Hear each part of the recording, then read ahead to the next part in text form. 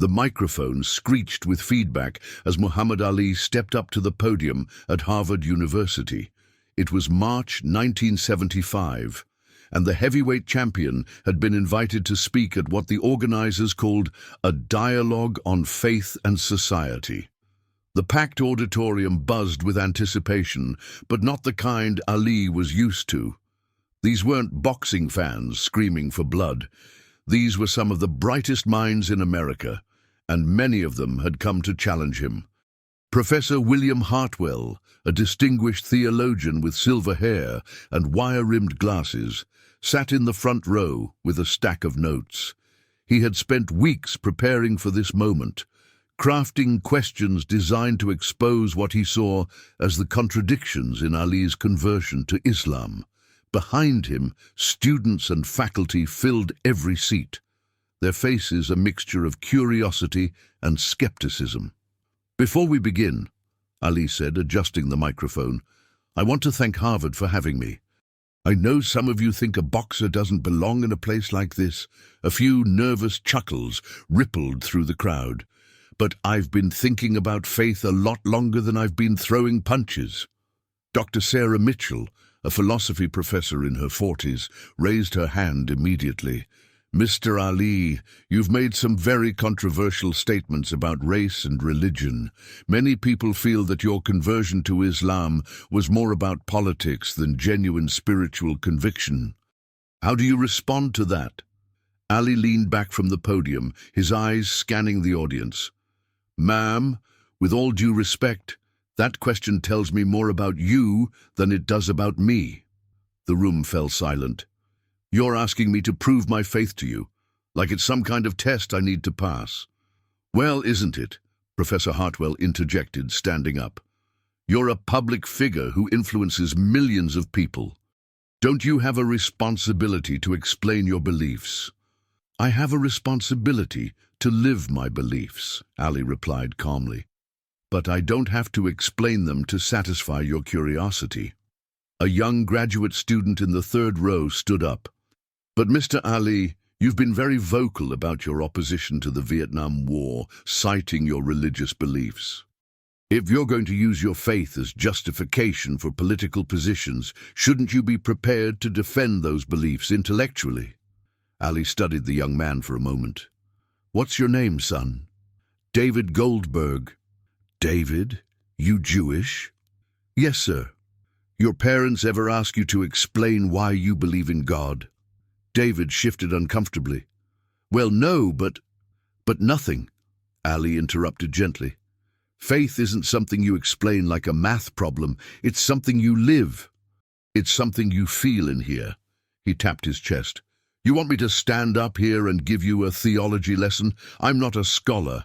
I'm a fighter who found something bigger than himself." Professor Hartwell wasn't satisfied. "Mr. Ali, you've aligned yourself with the Nation of Islam, an organization that many mainstream Muslims consider heretical. You've made statements about racial separation that contradict the very principles of equality you claim to champion. How do you reconcile these contradictions?" The room tensed. This was the question everyone had been waiting for, the one designed to corner Ali and expose what Hartwell saw as his intellectual inconsistencies. Ali was quiet for a long moment, his hands resting on the podium. When he finally spoke, his voice was softer than before. "Professor, you want to know about contradictions. Let me tell you about contradictions." He stepped away from the podium and walked to the edge of the stage. "I grew up in Louisville, Kentucky. You know what I learned about Christianity there? I learned that the same people who went to church on Sunday morning and sang about loving their neighbors wouldn't let me eat at their lunch counters on Monday." A murmur went through the crowd. Ali continued, his voice gaining strength. "I learned that the same Bible that talked about all men being created equal was used to justify slavery for 300 years. I learned that the same Jesus who preached love and forgiveness was somehow okay with lynching black men and burning crosses in their yards." Professor Mitchell leaned forward. "But surely you don't blame Christianity itself for the actions of individuals who... I'm not blaming Christianity, Ali cut her off. I'm telling you why a young black man in 1960s America might look for something different, something that told him he was more than what white society said he was. David Goldberg raised his hand again. But the Nation of Islam teaches racial separation. How is that different from segregation? Ali smiled, but there was no humor in it. David, when white people separate themselves from black people, they call it exclusivity. When black people want to do the same thing, they call it racism. The Nation taught me that I didn't have to beg for acceptance from people who didn't want me anyway. But that's not true Islam, Professor Hartwell insisted. Mainstream Islam teaches the brotherhood of all believers, regardless of race. And you're an expert on Islam now? Ali asked, his eyebrows raised. You've studied Arabic? You've read the Quran in its original language? You've lived as a Muslim? Hartwell's face reddened. I've studied comparative religion for 20 years. In books, Ali said simply. I've lived it. I've prayed 5 times a day. I've fasted during Ramadan. I've given up everything I thought I wanted because my faith told me it was wrong. He paused, looking directly at Hartwell. When's the last time your faith cost you something, Professor? The question hung in the air like a challenge. Hartwell opened his mouth to respond, then closed it again. A young woman in the back row stood up. Mr. Ali, I'm a Christian, and I respect your right to practice whatever religion you choose. But I'm troubled by some of the things you've said about white people. Don't you think that kind of rhetoric promotes division rather than understanding? Ali nodded appreciatively. That's a fair question, miss.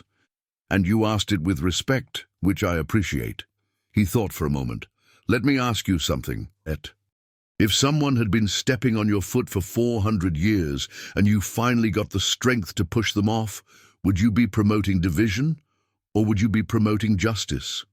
But 2 wrongs don't make a right, she replied. Who said anything about wrong? Ali asked. I never said I hated white people. I said I wasn't going to let them define me anymore. There's a difference. Dr. Mitchell stood up again. Mr. Ali, you've spoken about finding truth in Islam.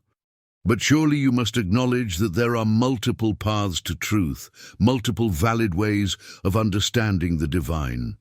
Of course there are, Ali agreed, but I can only walk one path at a time.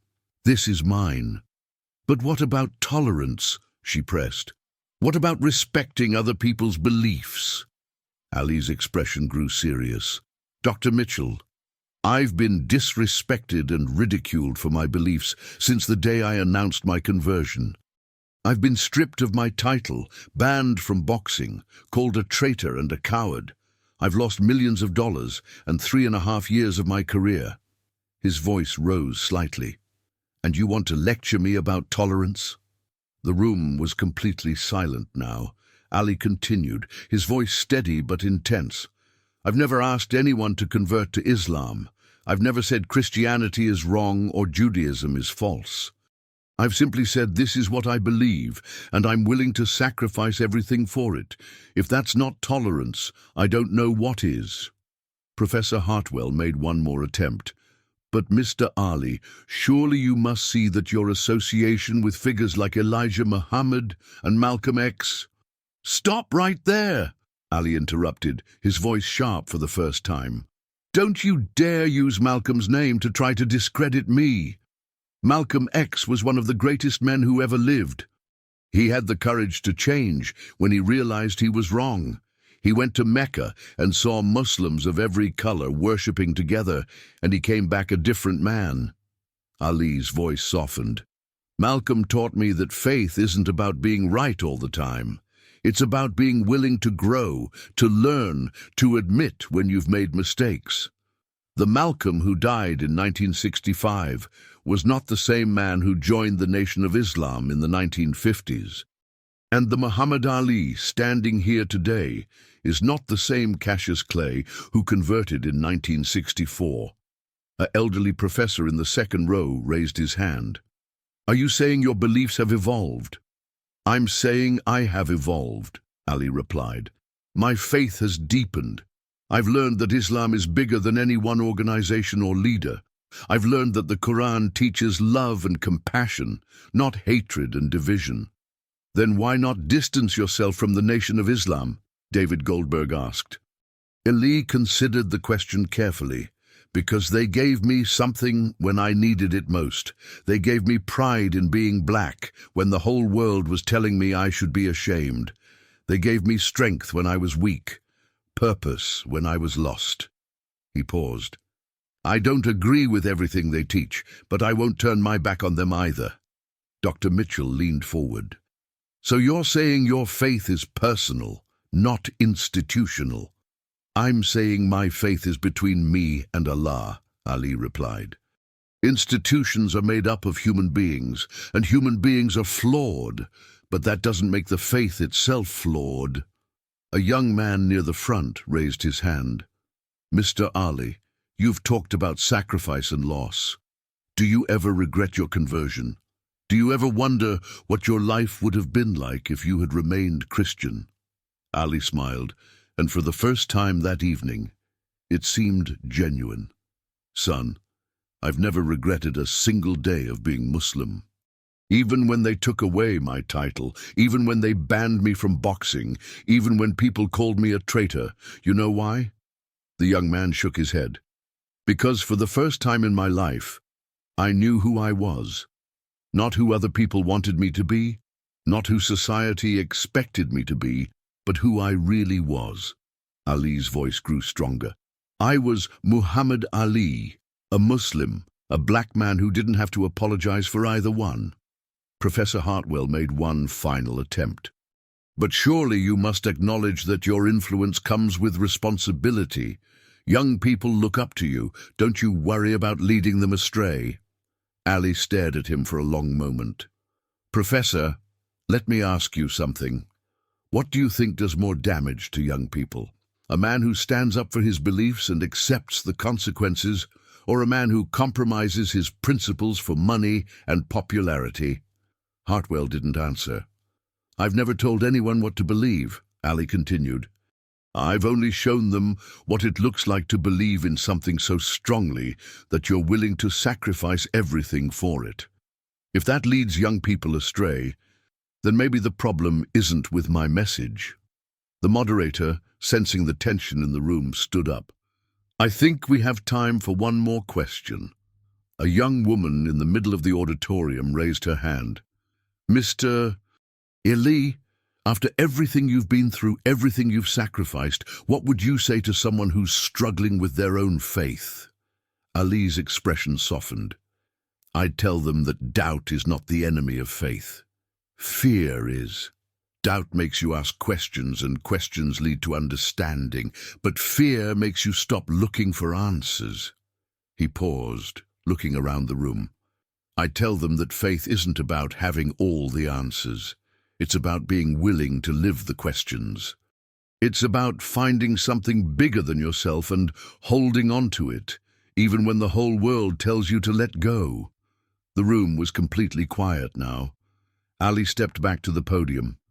I'd tell them that the most important conversation about faith isn't the one you have with other people. It's the one you have with yourself, in the quiet moments when nobody else is watching. He looked directly at Professor Hartwell. And I'd tell them that they don't owe anyone an explanation for what they believe. They only owe themselves the courage to live it. The moderator stepped forward. Ladies and gentlemen, Muhammad Ali. The applause started slowly, tentatively, then built to a sustained ovation. As Ali left the stage, he could see that many in the audience were still processing what they had heard. Some looked convinced, others remained skeptical, but all of them had been forced to confront their own assumptions about faith, conviction, and the courage required to live according to one's deepest beliefs. In the weeks that followed, the Harvard speech would be dissected and analyzed in newspapers and academic journals across the country. Some praised Ali's eloquence and conviction, others criticized his refusal to engage in traditional theological debate. But everyone agreed on one thing: They had witnessed something rare and powerful. Professor Hartwell would later write in his journal that the evening had forced him to examine his own relationship with faith in ways he had never considered. Dr. Mitchell would incorporate Ali's words into her philosophy courses for years to come, and David Goldberg would eventually write his doctoral dissertation on the intersection of personal faith and public responsibility. But perhaps the most profound impact was on Ali himself. Walking back to his hotel that night, he realized that the questions from the Harvard audience had forced him to articulate his beliefs in ways he never had before. The experience had deepened his understanding of his own faith and strengthened his resolve to live according to his convictions. 3 months later, Ali would return to the ring and reclaim his heavyweight title from George Foreman in Zaire.